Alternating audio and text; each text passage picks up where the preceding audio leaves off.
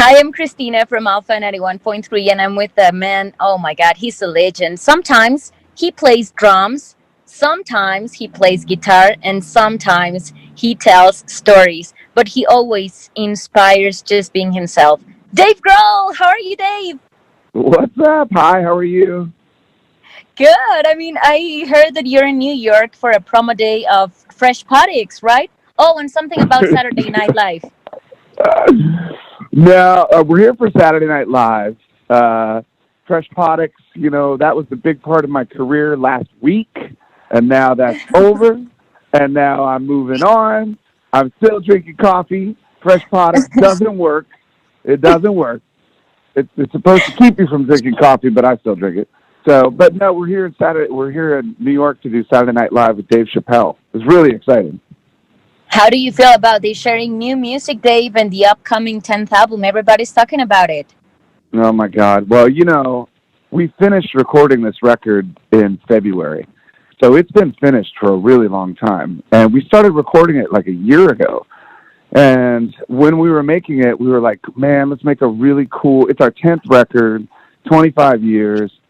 I thought, let's do something different. Let's do something that we haven't done before. And so we made this record that's really kind of like big rock songs that are groove oriented. And some songs sound different than anything we've ever done before. Some of them are like really heavy and fast. And then some of them are like, just have these grooves, these rhythms where you can sort of dance, you can dance and you can bounce around. And we were so excited to make to have the record come out. And then, everything stopped and everything shut down. And so we've been waiting and waiting for like 6, 7 months to try to find the perfect time to put out the record. And finally, we thought, okay, this is the time, because it's time. Like, people need music. People need happiness. People need joy. If there's, if there's no stadium or there's no festival or no stage right now, we were like, these people need this music, like at home with a bottle of tequila, just like dance around by yourself and listen to this, So it's, it feels really, I love the record, and I'm just happy and hopeful to give people new music, because that's why we write the music. We write the music for other people to listen to it and to hear it. And so I'm really happy that it's finally coming out. And we are more excited to hear it because we know that when you guys make a record, it's always the ups and the downs, but also that you really take seriously because you love music. So not everything in loving is easy. So what was the most challenging moment in the studio while recording this record? Oh wow! I have to be honest. It was really an easy record to make. We didn't make the record in a studio. We made the record in this really weird old house in my neighborhood, and we built a studio in this old house. And so it was a really fun experience. Like, I would be in the kitchen making everybody dinner, and then Taylor's upstairs doing the drum track, and then the guys are doing guitar tracks in the living room, and then I go up and do the vocal in the bathroom, and like, it was just kind of like we had this whole big weird house to ourselves. And I think that probably the hardest part was deciding what songs not to put on the record, because the record is 9 songs. So we wanted the record to be short and sweet and have every song serve a purpose. And so we recorded maybe, I don't know, 12 or 13 songs, and the hardest part was deciding which ones not to put on. But everything else, man, I mean, like this new song, Shame, Shame, we recorded that song in a day. I mean, we started in the afternoon, and by the end of the night, the song was just done. So a lot of them were really simple. And it was, I loved making records, and I love the experience of being with my band, and they're my best friends, and we love to play together. So when we make a record, it really is, it's a really happy experience. I don't think any of our records has been a difficult or bad experience. Some of them are maybe a little harder than others, but this one was easy. It was fun too.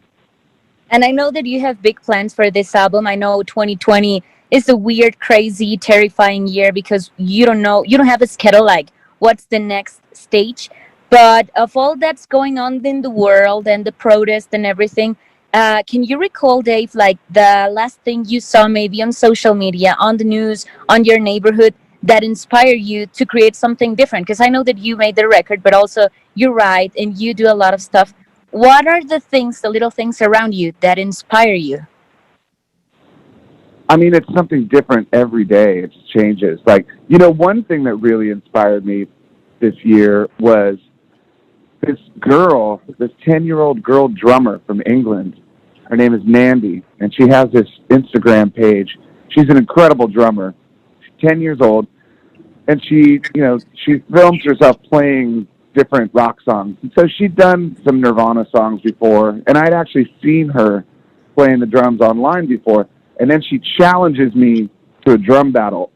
And so I was like, all of my friends start sending me these videos of her, saying like, I challenge you to a drum battle. And at first I thought like, oh, that's that's cute, that's funny.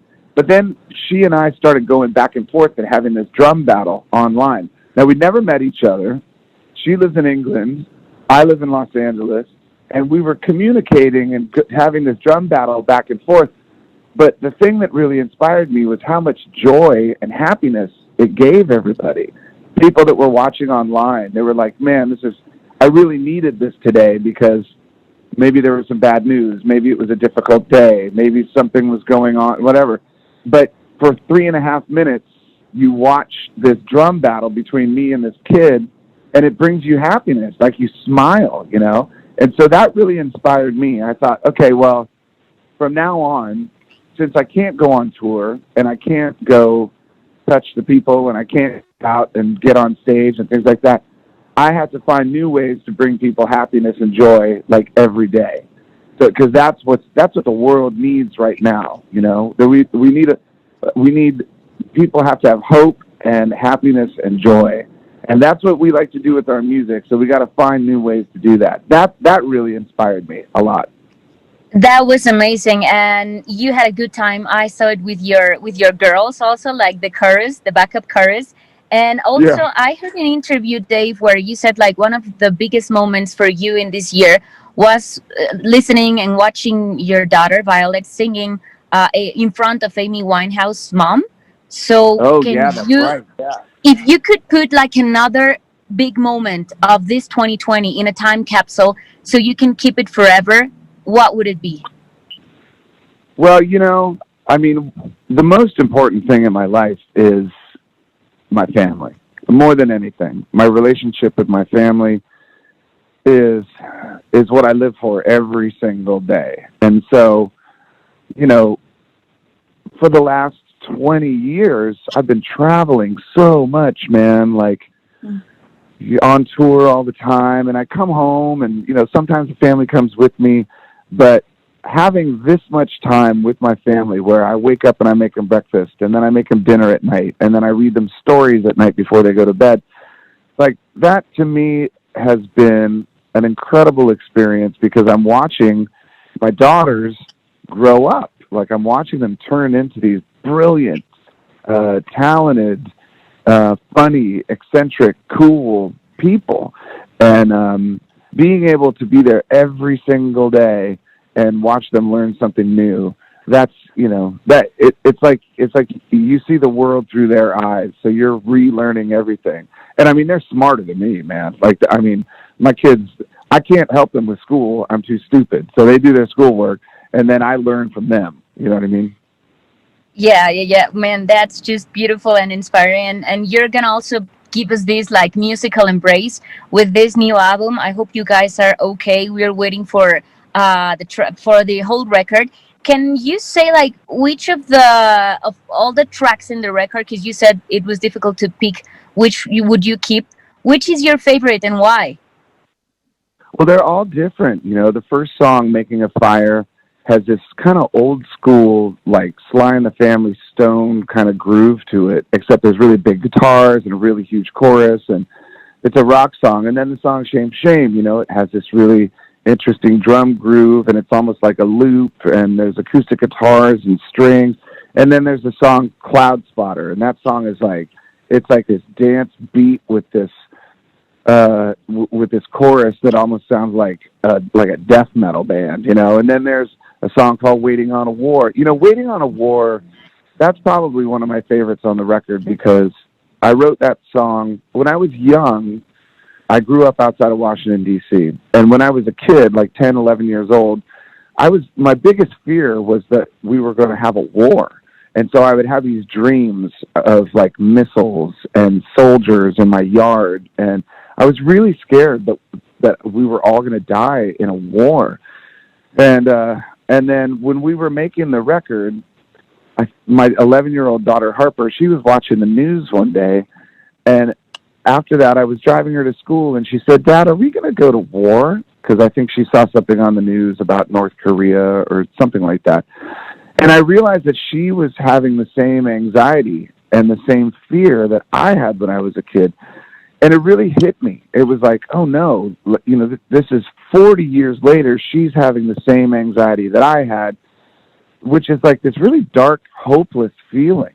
And I thought, you know, there's got to be more to life than just living in fear, or that you have to have hope. You know, there's got to be more to life.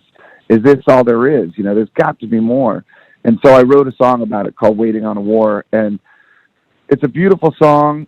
And it's one of those songs where I know when we go back on tour again someday and I walk out on stage with a guitar, I'm going to start playing that song. 50,000 people are going to sing along with me. And then it's just going to explode into this huge rock concert for like 3 hours. So that song really, I love that song so much because it means so much to me. It's inspired by, you know, my childhood and my daughter's childhood. And when you hear it, you'll know like, oh, that's a Foo Fighters song. That is the Foo Fighters. So that one I like a lot. Well, thank you, Dave. Thank you very much for all of this. We have a date for you dropping this album. Yeah, it's in February. I can't remember. I think it's February 6th, maybe February 5th, but it's in February. But until February, we're going to be letting pieces out here and there, so we'll build up to the release of the record. And I mean, we have all these other projects that we haven't told anybody about. So we've been working for a long time to prepare for this. So there's like project after project after project. So from now until the record comes out, there's going to be a lot of Foo Fighters stuff that you'll hear and see. Yes, thank you. Thank you very much, Dave. And we can wait for that to happen. And meanwhile, we'll keep listening to the singles, to Shame Shame and everything, to put it on a pandemic playlist. And as you made it for the Atlantic, maybe something that we needed, like a bomb for all of us, like Here Comes the Sun, but in the Foo Fighters style. Thank you, Dave, for your time. All right. Thank you. We'll see you soon, I hope. Yeah, so see you soon here in Mexico. All right. Take care. Bye. Bye. Bye, Dave.